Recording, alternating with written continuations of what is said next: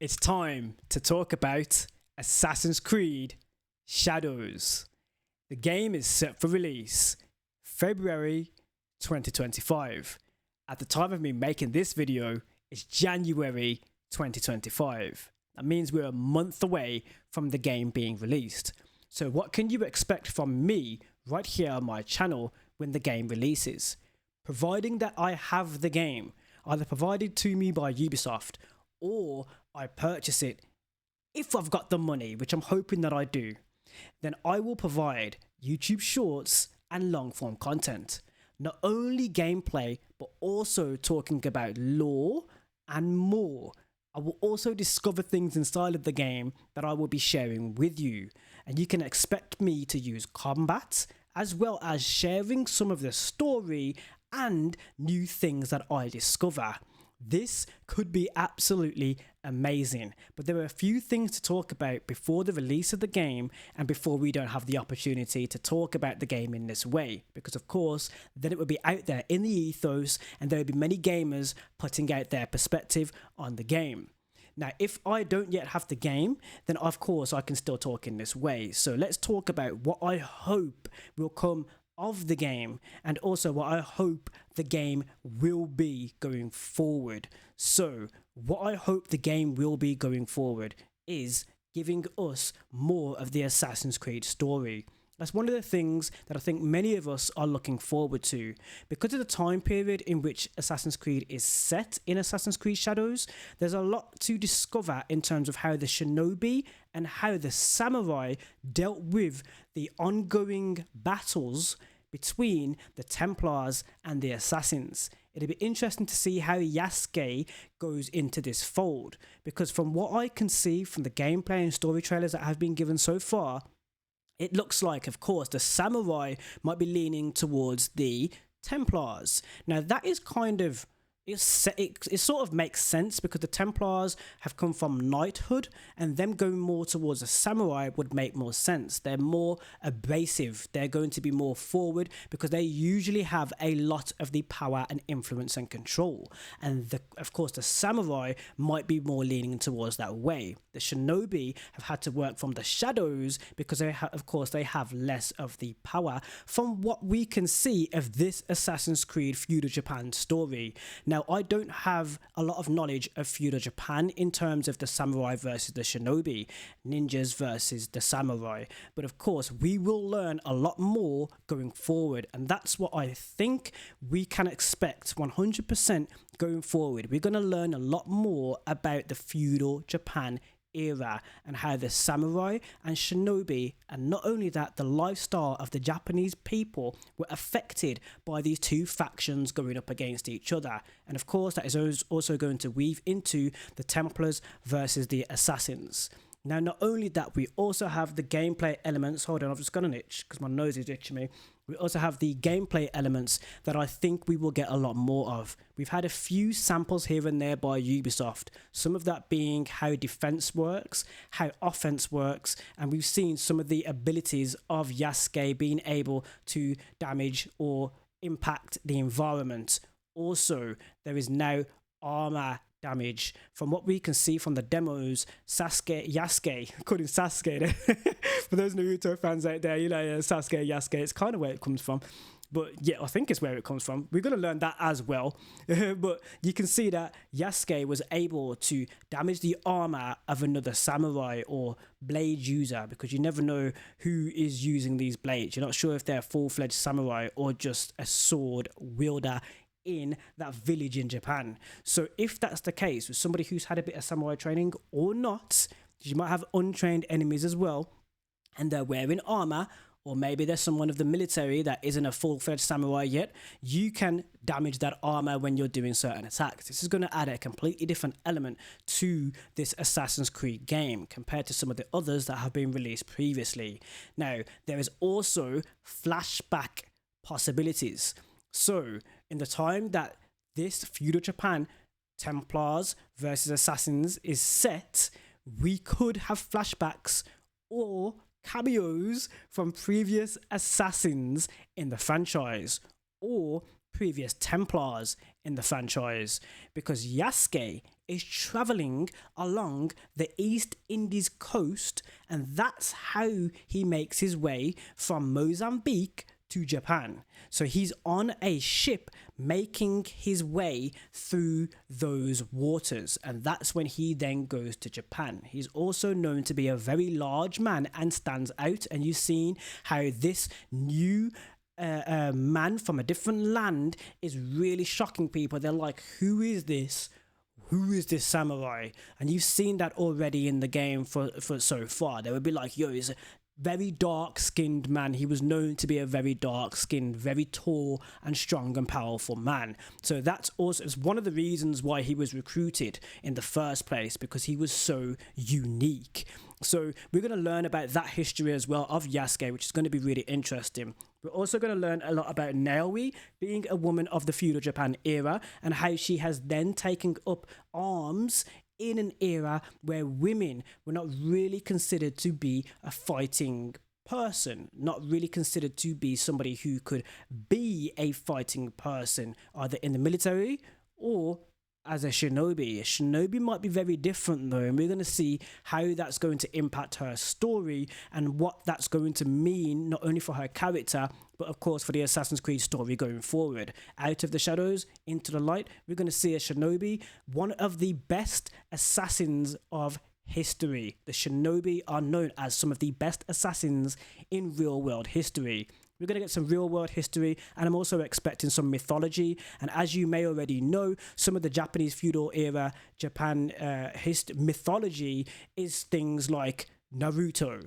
So Naruto is based on mythology, and there are literal statues that you can find in Japan. So I'm going to be really looking forward to seeing if any of that mythology that Naruto, the manga and anime is based off, is going to leak into this story. Because much like Assassin's Creed Valhalla, we had that happen in Assassin's Creed Valhalla with J.R. Tolkien's work, Lord of the Rings. You can find Frodri, who is a character in the Assassin's Creed Valhalla DLC, Dawn of Ragnarok, which is a dream world that Eivor goes into where she embodies Odin.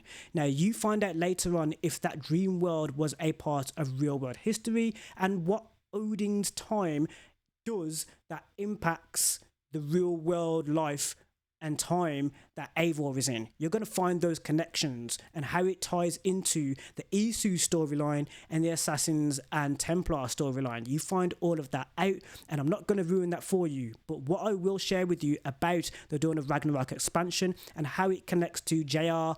Tolkien's Lord of the Rings work is there is a side quest where you meet Frodri the dwarf. Frodri the dwarf has a ring, a cursed ring, which he needs to get rid of, much like Frodo in Lord of the Rings.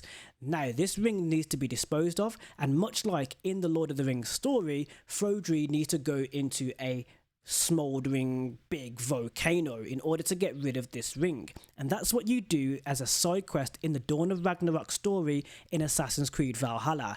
Now, that is a part of fiction from the real world leaking into, of course, the game Assassin's Creed Valhalla itself. And that's how sometimes some mythology or fiction can also work into the story. Or you might find a character that is a part of a legend and you are interacting with that legend in the game. It's one of the cool things that Assassin's Creed like to do. Assassin's Creed Valhalla is a good example of where that works, because it's one of the most recent examples that I can draw from. There are some moments in Assassin's Creed Mirage as well that, of course, the 40 Thieves and how the 40 Thieves and the Arabian Nights, all of that is also in Assassin's Creed Mirage. So you learn about the Arabian Nights, and there is a story where you meet Ali Baba's daughter. So just to give you an example of how real world figures can also be found in the Assassin's Creed games. So you go into that history in that time era and you might find a Leonardo da Vinci, much like how you do in Assassin's Creed Ezio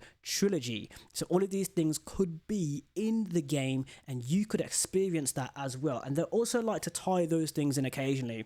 So things can be tied in. If you look into the codex or the Animus entries that are given in the game, you might find out something that you didn't know about that time period, which is real. For example, Leonardo da Vinci worked on or was commissioned to work on a bridge in Istanbul.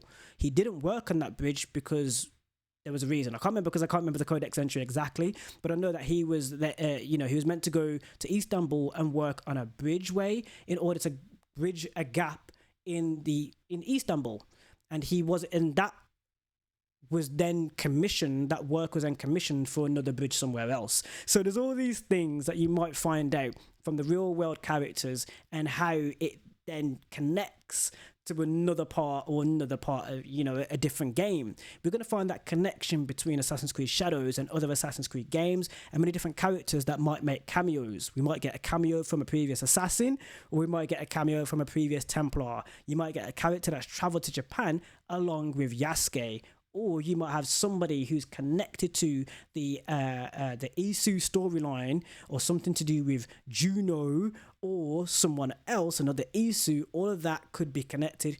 Who's reincarnated, you also have that as well. There's so much to look forward to in Assassin's Creed Shadows.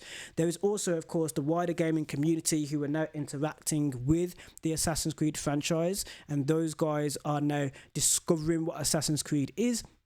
Some of you are on the younger side and might have begun to play Assassin's Creed from Assassin's Creed Black Flag. I'll talk to you guys as well. So there's all of this to look forward to, as well as the content that I'll be giving to you on these topics. There's a lot to look at, and there's a lot to expect if I get my hands on the game. I will create short form content as well as long form content, as well as going live. So there's all of that content for you to have a look at and look forward to once I get my hands on the game. All of these connections and the dots I will also be connecting, but we also have the outside of the Animus as well. Who's sitting in the Animus? Whose memories, ancestor memories and DNA are we experiencing when we're playing Assassin's Creed Shadows? All of that is left to have a look at.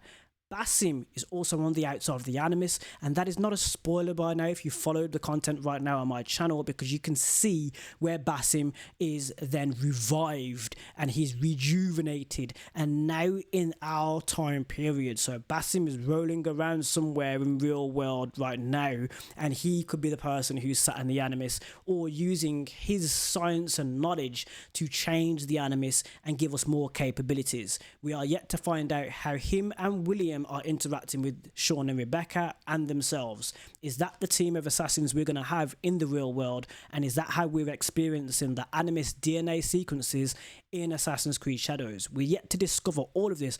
All of this is left for us to discover in the game, as well as, of course, we might have a skill tree. How does the skill tree work for Naori? How does it work for Yasuke? That is also left to we don't know. There is, of course, a few things that Ubisoft have been giving us as teasers, like how the defense can work, how, of course, we can damage armor on enemies, how Yasuke works to damage the environment, how Naomi also has a grapple hook for traversing and parkour, how she can be very quick in terms of parkour, how she runs across rooftops, but there's still so much to discover. Also, the weather changes are going to affect the environment. So if it's winter and there's ice, it will ice over waters, where if it's not and it's a lot warmer, Naomi can dive underwater and use that as a stealth approach towards enemies. There's that as well. So much to discover in Assassin's Creed Shadows.